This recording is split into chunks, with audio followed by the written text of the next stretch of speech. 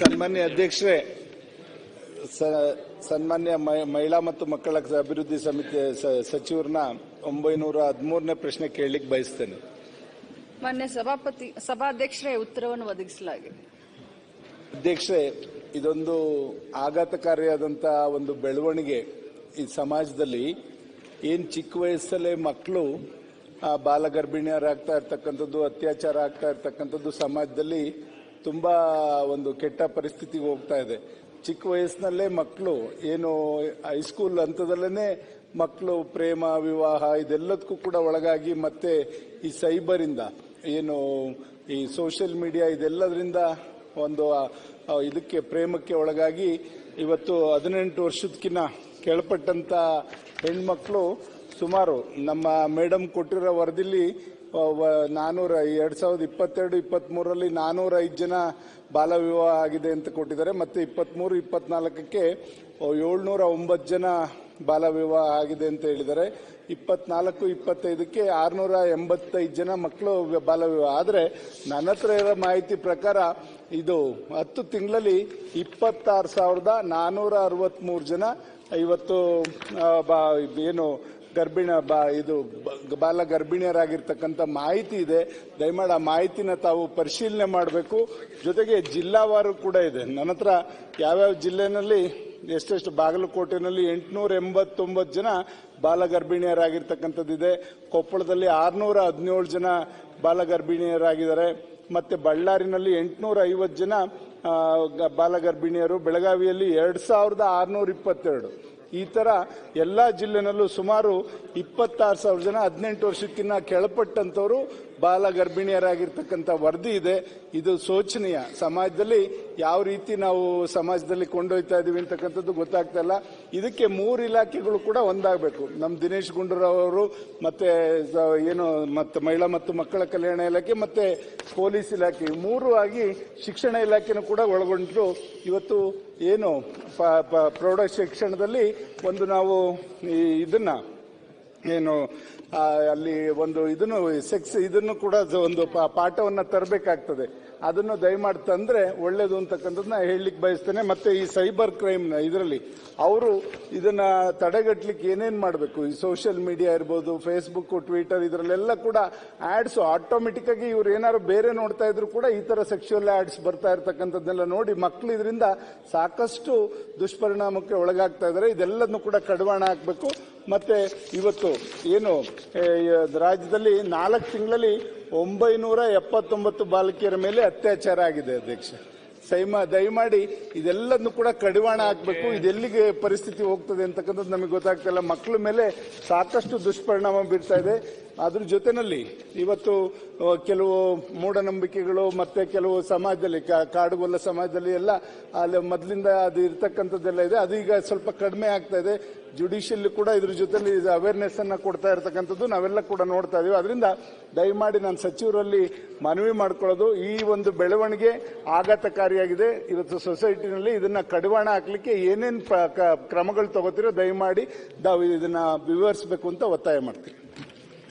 ಸನ್ಮಾನ್ಯ ಅಧ್ಯಕ್ಷರೇ, ಶಾಸಕರ ಒಂದು ಕಾಳಜಿ ಬಗ್ಗೆ ನಾನು ಅಭಿನಂದನೆಯನ್ನು ಸಲ್ಲಿಸ್ತೀನಿ. ಬರೀ ಅವ್ರಿಗಷ್ಟೇ ಅಲ್ಲ, ಸಮಾಜದಲ್ಲಿರುವಂತ ಎಲ್ಲ ಸಾಮಾಜಿಕ ಕಳಕಳಿ ಬದ್ಧತೆಯನ್ನು ಹೊಂದಿದಂತ ಎಲ್ಲರಿಗೂ ಕೂಡ ಇದ್ರ ಬಗ್ಗೆ ಚಿಂತನೆ ಇದೆ ಮತ್ತು ಕಾಳಜಿ ಇದೆ. ಅದರಲ್ಲೂ ವಿಶೇಷವಾಗಿ ನಮ್ಮ ಸರ್ಕಾರ ಬಂದ ಮೇಲೆ ಬಹಳಷ್ಟು ಈ ಆಡಳಿತದಲ್ಲಾಗಲಿ ಅಥವಾ ವಿಶೇಷವಾಗಿ ಬಾಲ ಗರ್ಭಿಣಿಯರು ಮತ್ತು ಏನು ನಾವು ಬಾಲ್ಯ ವಿವಾಹ ಅಂತ ಇದನ್ನ ತಡೆಗಟ್ಟಲಿಕ್ಕೆ ಬಹಳಷ್ಟು ಕಾನೂನುಗಳ ತಿದ್ದುಪಡಿಯನ್ನ ತಾವು ನೋಡಿರ್ಬೋದು. ನಿನ್ನೆನೆ ನಾವು ಬಾಲ್ಯ ವಿವಾಹ ವಿಧೇಯಕವನ್ನ ಸದನದಲ್ಲಿ ಮಂಡಿಸಿದೀವಿ. ಕಾರಣ ಇಷ್ಟೇ, ನಮಗೂ ಕೂಡ ಬಹಳಷ್ಟು ಕಾಳಜಿ ಇದೆ. ಅದರಲ್ಲೂ ತಾವು ಒಂದು ಪೇಪರ್ನಲ್ಲಿ ವಿಜಯ ಕರ್ನಾಟಕದಲ್ಲಿ ಬಂದಿರುವಂತ ಒಂದು ಅಂಕಿ ಅಂಶಗಳ ಇದನ್ನ ನನಗೆ ಕೊಟ್ರಿ. ಬಟ್ ನನ್ನ ಏನು ನಮ್ಮ CWC ಅಂತ ಇರುತ್ತೆ, ಮಕ್ಕಳ ರಕ್ಷಣಾ ಸಮಿತಿ ಅಂತ ಇರುತ್ತೆ ಪ್ರತಿಯೊಂದು ಜಿಲ್ಲೆಯಲ್ಲಿ. ಅದರಲ್ಲಿ ಬೆಂಗಳೂರಿನಲ್ಲಿ 4 ಇದೆ, ಯಾಕೆಂದ್ರೆ ದೊಡ್ಡ ಜಿಲ್ಲೆ ಇರೋದ್ರಿಂದ. ಉಳಿದ ಜಿಲ್ಲೆಯಲ್ಲಿ ಒಂದೊಂದು ಮಕ್ಕಳ ರಕ್ಷಣಾ ಸಮಿತಿ ಅಂತ ಇರುತ್ತೆ. ನಮ್ಮ ಮಕ್ಕಳ ರಕ್ಷಣಾ ಸಮಿತಿಯ ಎದುರುಗಡೆ ಬಂದಂತ ಈ ಬಾಲ ಗರ್ಭಿಣಿಯರ ಸಂಖ್ಯೆಗಳನ್ನ ನಾನು ಈಗಾಗಲೇ ತಮಗೆ 2022-23ರಲ್ಲಿ ಏನಿತ್ತು, 23-24ರಲ್ಲಿ 24-25ರಲ್ಲಿ 685 ಅಂತ ತಮಗೆ ಉತ್ತರದಲ್ಲಿ ನಾನು ಒದಗಿಸಿದ್ದೀನಿ. ಇನ್ನ ಇದು RCH ಪೋರ್ಟಲ್ನಲ್ಲಿ ಯಾವ ಆಧಾರದ ಮೇಲೆ ಇಷ್ಟೊಂದು ದೊಡ್ಡ ಸಂಖ್ಯೆ ಬಂದಿದೆ, 26,000 ಅಂತಂದ್ರೆ ಇದು ನಿಜವಾಗ್ಲೂ ಬಹಳಷ್ಟು ಗಂಭೀರವಾದಂತ ಸಮಸ್ಯೆ. ಅದರಲ್ಲೂ ನೀವು ನನ್ನ ತವರು ಜಿಲ್ಲೆಯಾದಂತ ಬೆಳಗಾವಿನಲ್ಲಿ 2,000 ಮೇಲೆ ಬಾಲ ಗರ್ಭಿಣಿಯರು ಅಂತ ಈಗ ಉಲ್ಲೇಖ ಮಾಡಿದ್ರಿ. ಬಹುಶಃ ನಾನು ಅಲ್ಲೇ ಇರೋದ್ರಿಂದ, ಸ್ಥಾನಿಕವಾಗಿರೋದ್ರಿಂದ, ಪ್ರತಿಯೊಂದು ಆಫೀಸರ್ ಜೊತೆ ಅಥವಾ ನಾನು ಅವರ ಜೊತೆ ದಿನಂಪ್ರತಿನಿಧಿ ಸಂಪರ್ಕದಲ್ಲಿರೋದ್ರಿಂದ 2,000 ಸಂಖ್ಯೆಗಳಂತೂ ಇದು ಶುದ್ಧವಾಗಿ ಇದು ತಪ್ಪಾಗುತ್ತೆ ಅಂತ ಹೇಳಲಿಕ್ಕೆ ಬಯಸ್ತೇನೆ. ಅದರ ಜೊತೆಯಲ್ಲಿ ನೀವು ವಿಶೇಷವಾಗಿ ಅದರ ಜೊತೆಯಲ್ಲಿ ಎತ್ತರಗೋಸ್ಕರ ಬಾಲ ಗರ್ಭಿಣಿಯರಾಗಿದ್ದಾರೆ ಅನ್ನುವಂತ ಆಧಾರವನ್ನು ಕೂಡ ನಾನು ಹೇಳಿದ್ದೀನಿ. ಅದ್ರ ಬಗ್ಗೆ ತಾವು ಕೂಡ ಕಾಳಜಿಯನ್ನ ತೋರಿಸಿದ್ರ. ಸೋಷಿಯಲ್ ಮೀಡಿಯಾ ಕಡಿವಾಣ ಹಾಕಬೇಕು ಮತ್ತು ಹರೆಹರೆಯದ ಮಕ್ಕಳಲ್ಲಿ ಪ್ರೇಮ ವಿವಾಹಗಳಾಗಿರ್ಬೋದು, ಪ್ರಕರಣಗಳಾಗಿರ್ಬೋದು, ಇವು ಕೂಡ ಜಾಸ್ತಿ ಆಗ್ತಾ ಇದೆ. ಆಮೇಲೆ ತಾವು ಹೇಳಿದ್ರಿ ಇದು ಕೆಲವು ಸಮುದಾಯದಲ್ಲಿ ಕೆಲವು ಪಂಗಡಗಳಲ್ಲಿ ಇದು ಆಚರಣೆಯಾಗಿ ಉಳಿದಿದೆ, ಅದಕ್ಕೂ ಕೂಡ ಕಡಿವಾಣ ಹಾಕ್ತಾ ಇದ್ದೀವಿ. ಮಾನ್ಯ ಸದಸ್ಯರಿಗೆ ಸಭಾಧ್ಯಕ್ಷರ ಮುಖಾಂತರ ಹೇಳಲಿಕ್ಕೆ ಬಯಸ್ತೇನೆ. ನಾನು ಮೊನ್ನೆ ಬೀದರ್ ಜಿಲ್ಲಾ ಒಂದು ಪ್ರವಾಸದಲ್ಲಿದ್ದಾಗ ಅಲ್ಲಿಯ SP ಅವರು ಒಂದು ಅಕ್ಕ ಪಡೆ ಅಂತ ಹೇಳಿ ಬಹಳ ಚೆನ್ನಾಗಿ ಕಾರ್ಯವನ್ನ ನಿರ್ವಹಣೆ ಮಾಡ್ತಾ ಇದ್ರು. ಸೊ ಆ ಅಕ್ಕ ಪಡೆಯನ್ನ ಇಡೀ ನಮ್ಮ ರಾಜ್ಯಾದ್ಯಂತ ಪ್ರಾಯೋಗಿಕವಾಗಿ ಆಗಸ್ಟ್ 15ರಿಂದ ಮೈಸೂರಲ್ಲಿ, ಬೆಳಗಾವಿಯಲ್ಲಿ, ಮಂಗಳೂರಿನಲ್ಲಿ ಅದು ಅಕ್ಕ ಪಡೆಯ ಒಂದು ಕಾರ್ಯಾಚರಣೆಯನ್ನ ನಾವು ಶುರು ಮಾಡ್ತಾ ಇದ್ವಿ ಇಲಾಖೆಯ ಮುಖಾಂತರ. ಈ ಅಕ್ಕ ಪಡೆ ಮಾಡೋದ್ರಿಂದ ಯಾವುದೇ ಮಕ್ಕಳಿಗೆ ಏನಾದ್ರೂ ಕಾಲೇಜ್ಗೆ ಅವ್ರು ಹೋಗ್ತಾರೆ, ಅಕ್ಕ ಪಡೆ ಅಂತಂದ್ರೆ ಅದರಲ್ಲಿ ಮಹಿಳಾ ಪೊಲೀಸ್ ಸಿಬ್ಬಂದಿಗಳಿರ್ತಾರೆ ಮತ್ತು NCC ಏನು ಸೀನಿಯರ್ ಕ್ಯಾಡರ್ದವ್ರು ಇರ್ತಾರೆ, ಅವ್ರು ಇರ್ತಾರೆ. ಅವರಿಗೆ ಒಂದು ವೆಹಿಕಲ್ ಅನ್ನು ಕೂಡ ನಾವು ನಮ್ಮ ಇಲಾಖೆಯಿಂದ ಕೊಡ್ತಾ ಇದ್ದೀವಿ ಮತ್ತು ಜಿಲ್ಲಾ ಅಧಿಕಾರಿಗಳಿಗೆ ಕೂಡ DMF ಫಂಡ್ ನಲ್ಲೂ ಕೂಡ ತಗೊಳ್ಳಿಕ್ಕೆ ನಾವು ಎಲ್ಲ ಕಡೆ ನಾವು ಮಾತಾಡಿದೀವಿ ಈಗಾಗಲೇ. ಸೊ ಆ ಅಕ್ಕ ಪಡೆಯ ಕಾರ್ಯದಿಂದ ಆದಷ್ಟು ಕಡಿಮೆ ಮಾಡ್ಲಿಕ್ಕಿಂತ ಪ್ರಕರಣಗಳನ್ನ, ಬಾಲ್ಯ ವಿವಾಹ ಇರಬಹುದು, ಅತ್ಯಾಚಾರ ಪ್ರಕರಣಗಳಿರ್ಬೋದು, ಇದು ಒಂದು ನಮ್ಮ ಕಾಳಜಿ, ನಮ್ಮ ಬದ್ಧತೆ, ಅದಕ್ಕೂ ಪ್ರಯತ್ನ ಮಾಡ್ತಾ ಇದ್ದೀವಿ. ಮತ್ತು ನಮ್ಮ ಸರ್ಕಾರ ಬಂದ ಮೇಲೆ ನಾನು ಇಲಾಖೆಯ ಒಂದು ಕಾರ್ಯಭಾರವನ್ನ ತೆಗೆದುಕೊಂಡ ಮೇಲೆ ಈ ಬಹಳಷ್ಟು ಪರಿಣಾಮಕಾರಿಯಾಗಿ ಬಾಲ್ಯ ವಿವಾಹವನ್ನ ತಡೆಗಟ್ಟಲಿಕ್ಕೆ 10 ಇಲಾಖೆಯನ್ನ ಒಳಗೊಂಡಂತ ಒಂದು ಸಮಿತಿಯನ್ನ ನಾವು ರಚನೆ ಮಾಡಿದೀವಿ. ಅದರಲ್ಲಿ RDPR ಬರುತ್ತೆ, ಯಾಕಂದ್ರೆ ಗ್ರಾಮ ಪಂಚಾಯಿತಿಗಳ ಸಹಕಾರ ನಮಗೆ ಬಹಳ ಬೇಕಾಗುತ್ತೆ. ಆರೋಗ್ಯ ಇಲಾಖೆ, ಶಿಕ್ಷಣ ಇಲಾಖೆ, ಯಾಕಂತಂದ್ರೆ ಈಗ ಡ್ರಾಪ್ ಔಟ್ ಆಗೋದು ನಮ್ಮ ಶಿಕ್ಷಣ ಇಲಾಖೆಯವರಿಗೆ ಬಹಳಷ್ಟು ಬೇಗ ಗೊತ್ತಾಗುತ್ತೆ. 3 ದಿನ ಹೆಣ್ಣು ಮಗು ಏನಾದ್ರೂ ಸ್ಕೂಲ್ಗೆ ಬರಲಿಲ್ಲ ಅಂದ ತಕ್ಷಣ ಮೊದಲು ಗೊತ್ತಾಗೋದೆ ಆ ಟೀಚರ್ಗೆ. ಸೊ ಹೀಗಾಗಿ ಎಜುಕೇಶನ್ ಡಿಪಾರ್ಟ್ಮೆಂಟ್ ಅನ್ನು ಕೂಡ ಇದರಲ್ಲಿ ತೆಗೆದುಕೊಂಡಿದೀವಿ.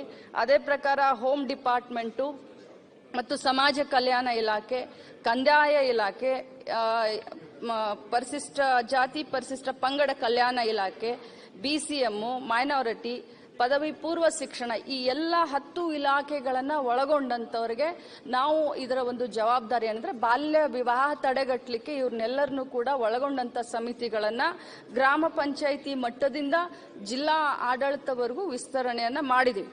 ಒಟ್ಟಾಗಿ ತಮ್ಮ ಕಾಳಜಿಯ ಬಗ್ಗೆ ನಮಗೆ ಗಮನಕ್ಕಿದೆ.